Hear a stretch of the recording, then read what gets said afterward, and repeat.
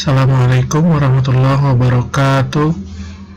Selamat pagi, siang, sore, dan malam buat rekan-rekan komponen akademisi yang saat ini sedang melakukan penelitian terkhusus dengan metode SEM dengan menggunakan AMOS.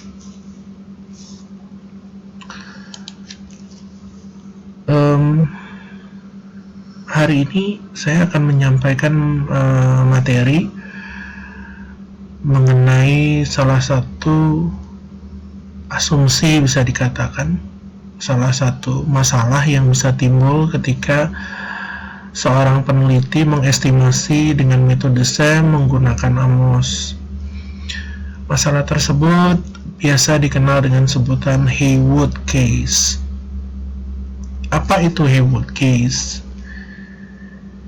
Haywood Case terjadi apabila nilai loading factor pada estimasi SEM dengan menggunakan AMOS overfit. Maksudnya overfit adalah apabila nilai loading factor berada di atas angka 1. Ketika loading factor memiliki angka lebih dari 1, maka dia akan berdampak kepada varian, hasil estimasi varian, di mana besar kemungkinan varian penelitian tersebut, nilai varian atau koefisien variansnya menjadi negatif. Seperti diketahui bahwa nilai varian itu pada dasarnya tidak boleh negatif. Kenapa ya? Saya mau jabarkan dulu kenapa varian tidak boleh negatif. Saya mulai dari apa itu varian. Varian adalah saya mengacu pada konsultasi statistik.com. Varian merupakan jumlah kuadrat semua deviasi nilai individual terhadap rata-rata kelompok. Di situ ada kata-kata jumlah kuadrat. Oh, berarti varian itu adalah bilangan kuadrat. Logika berpikir berapapun itu bilangan kuadrat tidak akan mungkin negatif. Logika berpikir matematis akan berkata bahwa tidak ada bilangan hasil pengkuadratan itu negatif. Jadi kalau variannya terjadi negatif, maka ada banyak masalah di situ. Bisa jadi outlier yang bermasalah, yang berkaitan dengan uji distribusi normal, atau sampel terlalu kecil, atau apapun itu bisa timbul. Ya, saya juga sampaikan rumus varian ini ada kuadrat. Jadi varian didapat dari hasil perhitungan kuadrat pada dasarnya, maka hasil perhitungan kuadrat tidak akan negatif. Jadi kalau ada varian hasilnya negatif, maka hasil estimasi perlu dipertanyakan untuk diestimasi selanjutnya. Oke. Nah, berkaitan dengan Haywood Case, di mana loading factor overfit, kemudian varian negatif. Saya ambil contoh, saya punya model di AMOS saya seperti ini. Ini sudah melalui proses confirmatory factor analysis untuk mendapatkan model fit. Jadi kalau ini saya running, calculate, kita lihat hasilnya seperti apa. Ini panah merah, berarti tidak ada masalah pada estimasi ini. Kalau saya klik panah merah ini, maka kita memperoleh nilai C-min 1,308, ini di bawah 2. Nilai probability 0,105, ini di atas 0,05. Kemudian TLI, CFI, GFI, dan lain sebagainya pada dasarnya ini fit, menunjukkan ini model fit. Tetapi ketika saya lihat di Amos output, text outputnya, kalau kita klik estimate, kemudian kita tarik ke loading factor, kita temukan bahwa di sini ada overfit 1. Nih, overfit 1. Maka dampaknya apa? Dampaknya adalah varian tersebut menjadi minus ini, salah satu varian. Koefisien varian menjadi minus. Secara logika bahwa varian tidak bisa minus karena varian adalah hasil dari pengkuadratan.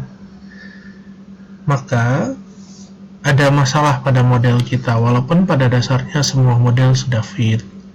Nih. Nah, saya akan mencoba memodifikasi model ini. Supaya menghilangkan Haywood case tersebut. Dengan jalan memberikan constraint pada path atau pada jalur konstruk. Ya.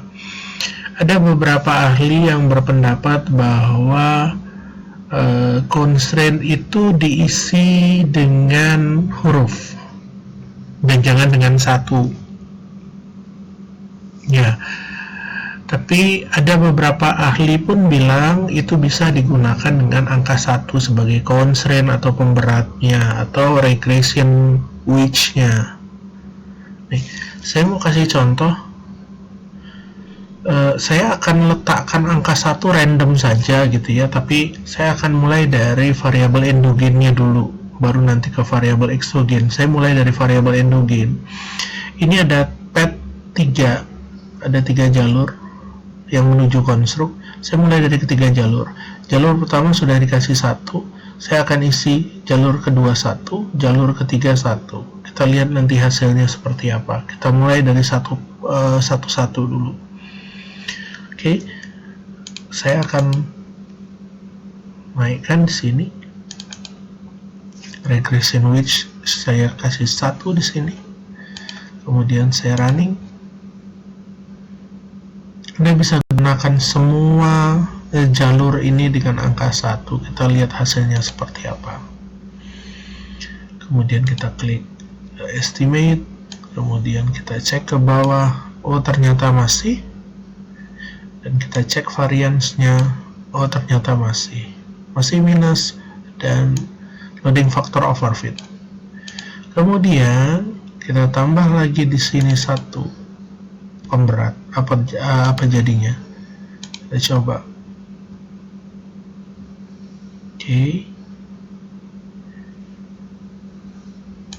Oke, kita lihat hasilnya bagaimana. Oke, kita lihat di regression width yang tadi overfit sudah hilang, ya, sudah turun. Sekarang kita lihat variance.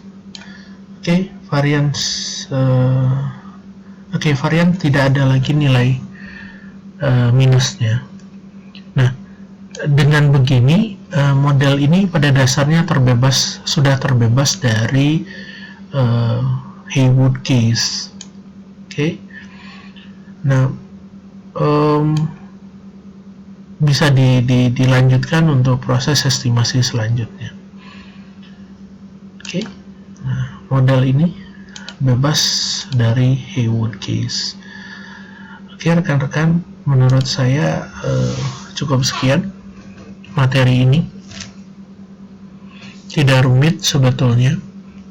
Tinggal Anda silakan bersimulasi saja dengan model ini, di mana Anda mau meletakkan regression wedge itu.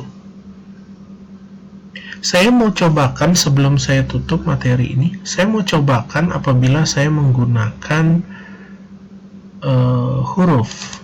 Ini saya ganti A, kemudian ini juga saya ganti A, kemudian saya estimate.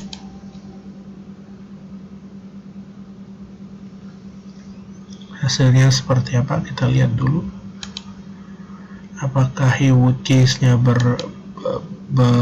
turun atau tidak? Kita lihat dulu. Oh, ternyata tidak berubah. Ya, ternyata ini lebih efektif menggunakan 1 daripada huruf. Lebih efektif menggunakan angka 1 daripada huruf A. Dua-dua metode itu bisa digunakan. Anda menggunakan angka ataupun Anda menggunakan huruf, pada dasarnya bisa digunakan. Tinggal lebih efektif mana model yang Anda gunakan, apakah itu menggunakan huruf atau menggunakan angka.